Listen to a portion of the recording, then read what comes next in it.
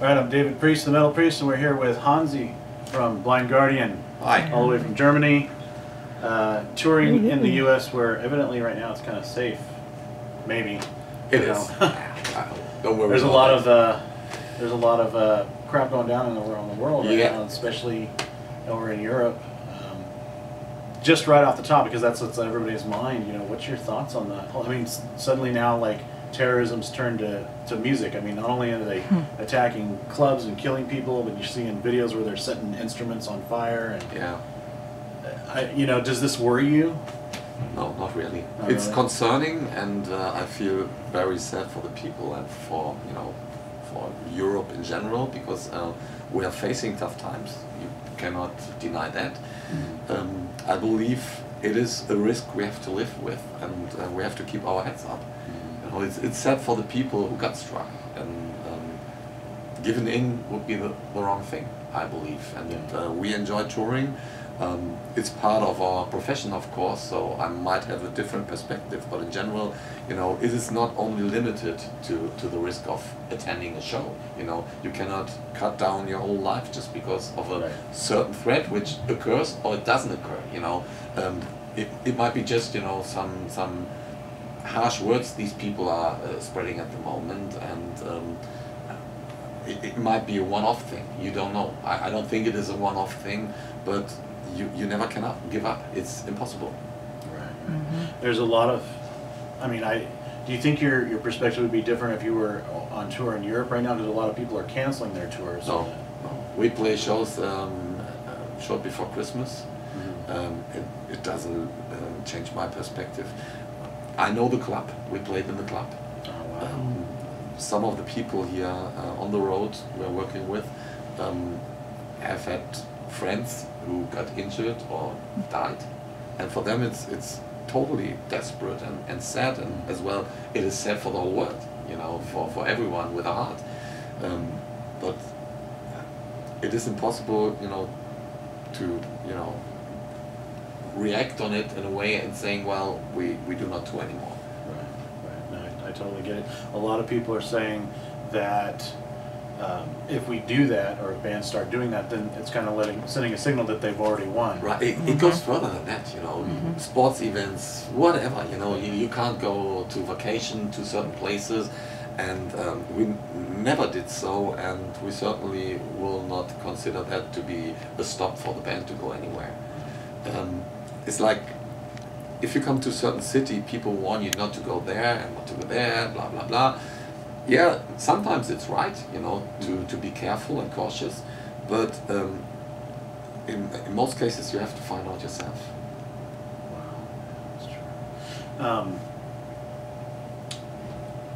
You're not really a political band, but when stuff like this happens, I mean, everybody's kind of, you know, what their viewpoint is, their worldview, the political aspect of it is coming out. I mean, it's not something that's just threatening certain politicians. Like you said, it's everywhere. It could be sporting event, it could be anywhere. It is a complicated situation, you know, created by the whole world, you know, and of course these people are fundamentalists, and they have a certain aggression which is not understandable to us. But of course there's more beyond it. Right. What do you think, I mean, not that anybody has the answer, but what do you think are the steps that need to be taken, at least from your perspective? Education and reason. Easy as that, everywhere, you know. Justice, education, reason. You know, and you know, getting that religion is a personal thing and has nothing to do with whatever is happening apart from that in the world. Of course, there's a lot of economical and political bullshit in general, you know, done almost by any nation, to say so, and we know that there's only an illusion of democracy at the moment. That's a fact as well. But the most important thing, as said, is, you know, really to educate people and to create an understanding that we just have this one life. Right. Absolutely, I agree. So many people are left in the dark when it comes to that, and they just don't know. They're taught one thing, but they're not, you know, they're not allowed to think for themselves and be open-minded enough to see both sides of the fence. They just buy into whatever is sold to them. In the free world, this is the biggest issue at the moment. You know, we're driven into one direction. We're driven to think one thought. You know, if you go right or left from it, you're banned. You know, it's political incorrect. You're done. Let's move on and talk about something a little bit lighter. Let's talk about the band and this album that's come out. In the press release, when reading the release, it kind of puts forth the notion that you're not afraid to do something or be bound by a style of music that you were originally a part of, and so you're trying to branch out somewhat with this album. This is, and I don't know if this is true or not, this is just what I read in the press release, saying that you're not afraid to step outside of your comfort zones. Yeah, we do step out of the comfort zones. But if you ask me, we did that from the beginning. Okay. You know, of course, it was a little more insecure, not even insecure, we didn't have the tools in the beginning, but comparing The Channels of Fear, Follow the Blind, and Tales from the Twilight World, you can figure that we already were reaching out for something else in addition to what we have done before, and this never has changed. And nowadays, of course, we have explored a wide universe of musical dimensions, and we just add them, combine them, and still try not to deny the roots. I mean, it's not that we are a completely different band. If you listen to a song like Sacred Mind, there is a lot in which we have done in the 90s already. If you have a song like Holy Grail, this probably defines the whole Blind Guardian era, and there are new songs and old songs. Well, obviously anybody that's been a fan for a long time can see that the band has evolved from the beginning. I mean, the Battalions album is definitely something from the past. It's yes. not where you're at now or where you were in the middle, and it continues to grow. But there's still, you know, people out there, everybody has, you know, their favorite bands, and there's this fear that that the band's going to change or something like that. And, you know, and then with artists on the other side of that, I mean, obviously you don't want to alienate the fans, but I don't know, putting out this kind of statement, or are you just trying to let people know, hey, don't expect maybe that it's something new and you have to grow with us? Or yeah, that's part of the deal, you know, to let people know, do not expect the same we have done before. But it's also sort of criticism on many other bands playing in the same genre who play the safe ball at the moment. Too much, I feel. And this leads to stagnation, and I don't like stagnation. Right. Yeah. That's true. I mean, it kind of, you know, limits you as an artist when that happens. I mean, you got to keep those creative juices flowing. And some of these bands, they try to deliver that as a quality, and it's not a quality. You know? Yeah. I don't think you guys have ever done anything so far outside the realm of what Blind Guardian is. It's not like you're, you know, reinventing yourselves in any way. First point, I agree. Second point is that my impression of the typical Blind Guardian fan is that he or she already expects something quite different from what we've done before. So we are not in a total dilemma. Of course, there are the traditional Blind Guardian fan or traditional metal fan who may not follow an album like A Twist and a Myth, for example, and you know, might find us not as attractive as in the 90s or in the 80s. But that's how life is. You know, there are other bands, and you know, these people can rely to these other bands. Then the privilege we have had and the quality we have proven is to draw the attention of new people getting into Blind Guardian. It's not the major amount of people, of course, but we have young people coming, and this also divides us from a lot of other so-called power metal bands. As a fan myself, some albums like hit right ahead, and others you have to kind of go back on and really pick through it. I mean, Somewhere Far Beyond is my all-time favorite, but I loved A Twist and Myth. I mean, you know, I thought I liked Opera. You know, was great. You know, The Night at the Opera. I mean, the fantastic album. Yes. That one took me a little while to grasp onto. Yeah. But I like the fact that what you guys do, you know, it kind of helps me to grow as a fan too. I mean, otherwise you just end up hating life and being stuck in a particular decade, you know, right? This is what allows you guys to continue to do what you do. Yeah. And of course, here are 4 years since the last tour here in the States. I've been waiting for a while, you know, and you know, like you said, it's a long time for us. Of course, you guys have been busy the whole time. We've been busy, and that's also the approach to each and every album we have. We have worked on that for 2 years, 3 years sometimes, and for us, the stuff, of course, when it's been released, it's total logical, and we have had so much time with it already that we just can say, well, wait another 2 years, 3 years sometimes, you will understand the album and you're going to like it. It's not a must to, you know, really enjoy an album from the very first moment. At least that's how we look at it and how we feel about it. Though I would not work on anything from the first moment if I didn't believe in it. And this can be said about all the other members as well. We're pretty much the same here. And the critical terms for a song or a part, they are extremely high. So when we release an album, you can really rely on that all the songs on there deliver a certain quality, no matter if you like it at the very end or not. They have a certain standard. I agree, definitely. You're kind of known for the layering of the vocals that have this huge sound. Do you think, I mean, and that's kind of become the Blind Guardian formula in a lot of ways, and while you are experimental, do you think you'll ever maybe go for more of a stripped down approach on an album at some point, you know, maybe going back to your roots, you know, well, more the thrashier, not necessarily power metal type vibe? Going back to the roots is always an option because it's part of us, and I said I think we deliver it with each album. It's just a question how much we get deep down to the core. This is pretty open, even for me. You know, I cannot really judge how the next album will look like and what we're going to do. As for the vocal layers, yes, they have become a stylistic mean of Blind Guardian, but it's in many ways it's designed to succeed or prevail over the already massive orchestral arrangements which are around it. So sometimes it's not easy and almost impossible to get a red line straight through a whole song which you would consider to be a harsh vocal lead line, and you would consider it as a harsh vocal lead line because there are so many harmony changes and shifts I have to work in that I sometimes do not have really another option, and so it became sort of my second skin to look at things immediately like this. But yeah, if there would be a straightforward song, I would go for straightforward vocals, no doubt about that. Yeah, I know some people that have been fans have talked about, well, if they lose some of the orchestration, just perform more of a straight thing.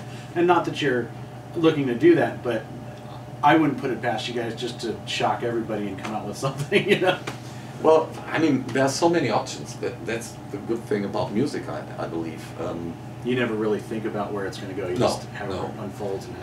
If you asked me, I would say after the orchestral album, which is on the agenda still, it would not make big sense for me to go this road any further, because at that point, like with A Nightfall in Middle-earth in 1998, we would have defined everything as good as we could. So we have to find new products afterwards anyway. From my perspective and how I understood Blind Guardian, I believe over the last years we have neglected the folkloristic part a little bit. This would be my first goal to go for, you know, to find something in there, be more like, I won't say minstrel-like or Irish folk orientated, but you know, to follow that road a little more. Yeah. This would be an option. We could do the more open progressive style as well. There are elements in the song At the Edge of Time which do not shine through as much as, you know, I can hear it, but they have the ability to drive us more into a sort of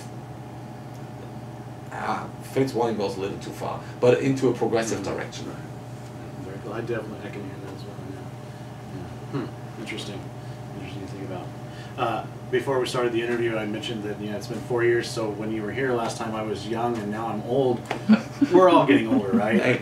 And, I feel like that, you know, since at least 2000. So. Right.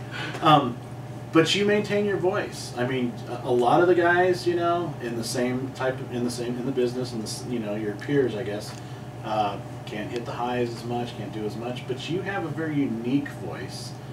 In a way, it does kind of have that minstrel vibe to it, which is, you know, and you don't sound German to me at all, which is another thing that just, you know, blows me away. But it's very unique, it's very distinguished. Thanks. And you hit some notes, man. You've got some pipes on you. How do you maintain this still? I mean, you know, obviously, like getting older, it's got to be difficult to maintain that. I work on myself, you know, every day. It's exercises. It's a question of behavior. If I knew that before, I would be even better. Have you had to change like lifestyles and eating habits and? Yeah, the band in general has become far more professional over the last 20 years. That's for sure. You know, when we were kids, we were punks. So the 80s and 90s, and everyone digged it because it was pretty much related to the era we were playing in. And it took us a while to really understand what profession means. And you know, nowadays everyone is totally focused on the show. When we're on the road or when we're doing songwriting, the same thing. And so am I. I'm doing vocal practicing every day. I belong to the people, at least on show days, who go to bed very early. And I don't know why I never thought about it. You know, I have a lot of classical education, but talking during the day is not very healthy as well. So. Right. Which I was really surprised we got to do the interview with you too. So. Because we're getting closer to the end, and I'm just in a good mood. And as I said, 3 of the guys are sick, so I said, I do it. I don't care. So that's all right. And being relaxed is also very helpful for a vocalist. And I started to understand that I cannot push everything every day. I have to live with, you know, with. The material, my vocal material, which is organic, which is there, and I learned to play along with it. So this helps me to be far more relaxed on stage while singing. And I do not have the expectation to become David Lee Roth or Steven Tyler, so I keep my focus on We don't singing. want you to be that. You're good, just be Hansi, we're good. But in the beginning I thought, well, I have to do movements, I have to do this and that, and when I was playing the bass, it was the bass which was in the way, and in the beginning of, you know, being just a vocalist, it was like, you know, you cannot just stand and do this and that, but if you sing, you have to sing, and, you know, I understood that as well. And with age comes wisdom, and what is, over the last couple of decades, what's the biggest thing that's changed for you personally and as a band as a whole?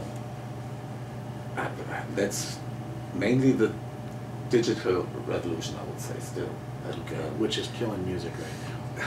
To a certain extent it does. I don't think that anything can really kill music, but I'm surprised to see that especially young people sometimes do not consider music to be at least one of the 3 essential parts of their life. You know, music is plastic for them, and this is something I would never ever have expected to see in my life. That's a bizarre thing, and so I'm happy about every young person I see in a concert, or from whom I know who's listening to CD, or even, you know, MP3s or whatever, or streaming music, doesn't matter, but it has to have the value. The music still, the music as a music, and I'm not talking about money, I'm talking really about the music, has to be valuable to people. And to see that this vanishes for a lot of people is the most concerning and the most disgusting thing. Right, I agree. Well, thankfully, there are loyal fans out there. Hey, no doubt about that. And resurgence of vinyl, and I mean, you know, everybody wears the shirts. This is the reason why I said I don't think that music will vanish completely, or, you know, that there won't be that breed of people who need the source of music to, you know, cure their soul. Because I believe that music has a strong potential to unite people and to educate people as well. And you're still touring. You're here in the States, and that's good. So, Yeah. awesomeness, man. I'm so looking forward to the show tonight. So do I. I hope it's good. We'll be praying for everybody that's sick, and, you know, hopefully they will be fine. I will treat them well. Thank you, Hansi. Thank you so much for the time. Thank you.